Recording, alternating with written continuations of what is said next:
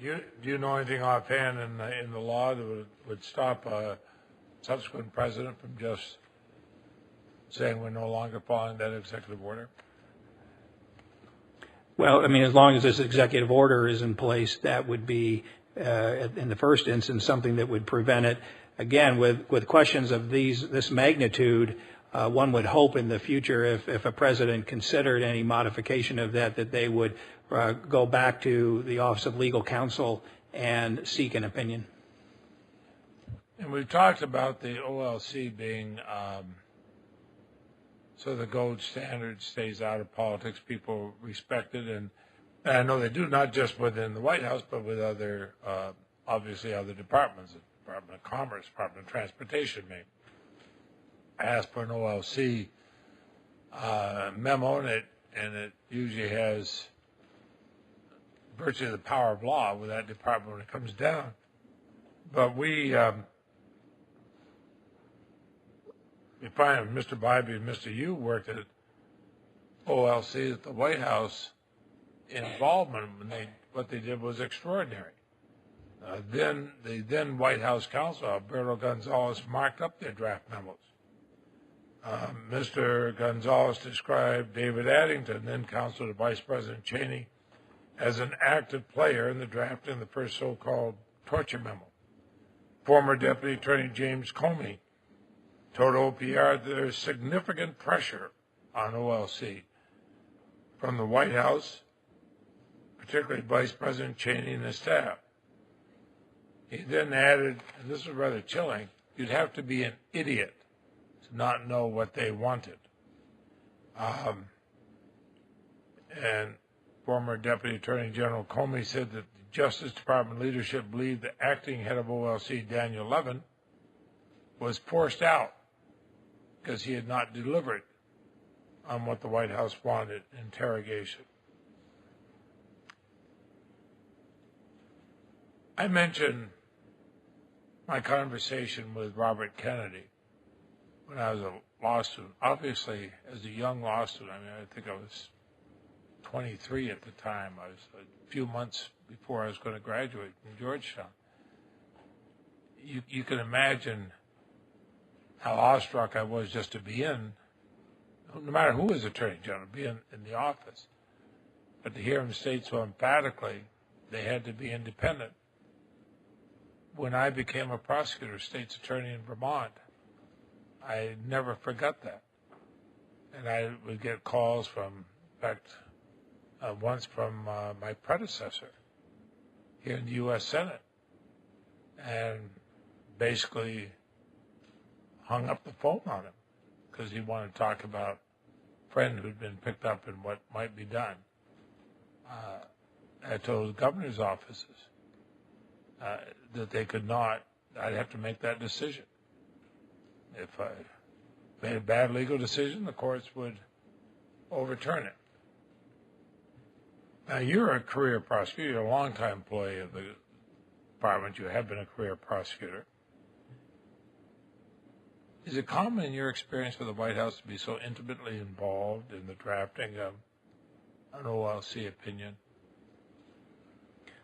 In my experience as a prosecutor, I was a line prosecutor, so I didn't have any contact with the White House at that time. However, when the President of the United States asks for legal advice, that's one of the responsibilities of OLC. I believe, though, that... What if he says, I want legal advice to tell me that I can do such and so, no matter what the law is? No, I think that the question must be, these are the actions we propose to take, are they lawful? And then, yes, you get into play the integrity of the lawyers at the Office of Legal Counsel.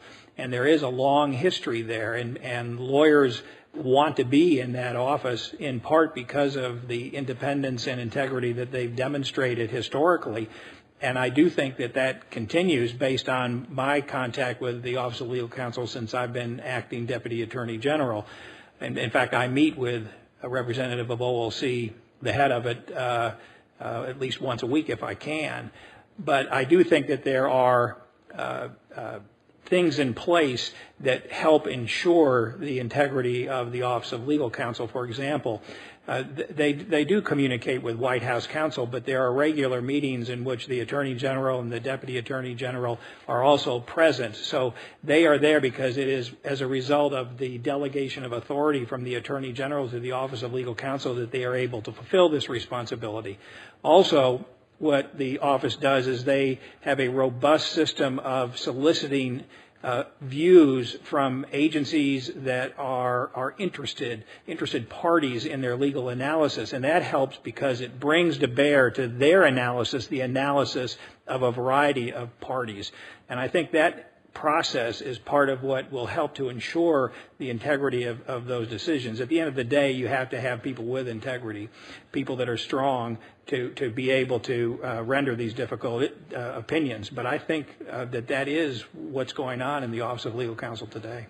But you would agree with me, whether it's President Obama or President Clinton, President Bush, no matter who is the president, OLC has to be independent, or they lose the ability to give the president good advice. I totally agree they have to be independent, but they also have to listen to the views of the interested agencies or the president. Yeah, I understand that, but not to the point of having somebody dictate a result which may be different than their own legal conclusions. Absolutely. At the end of the day, they have to come to the decision that they think is right.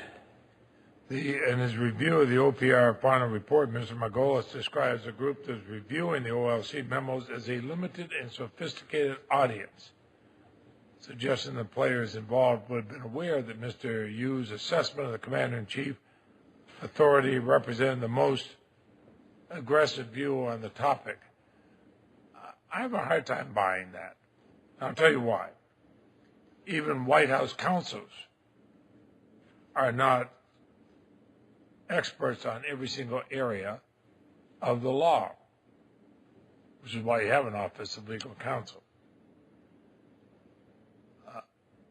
Then White House Attorney General Gonzalez was not an expert in every field of the law. Certainly wasn't an expert in the laws of war or the Commander-in-Chief authority in the case of war, because, well, they normally are not. And remember, this attitudes and questions being asked were different after 9/11 than before. Now, Mr. Addington, who was Vice President Cheney's counsel, was well known from his prior work and his writing to have views on a very expansive executive power. They're very similar to Mr. Yu's.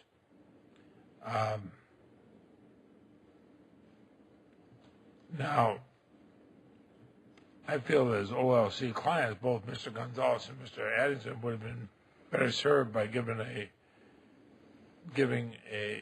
being given a complete picture of the relevant facts of the law, especially as the Yu memo went beyond anything OLC had previously said. I also think the nation would have been better served to have been an impartial account of the law. It almost comes across like something in a political campaign. What do we do to win? Not what do we do to obey the law?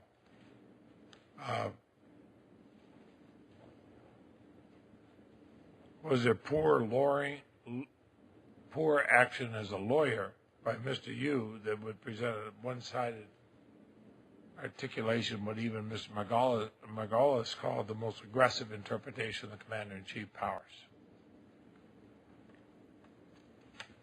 I mean, Mr. Margolis did conclude that the analysis was flawed. He also concluded that it was a close question as to Mr. Yu's intent.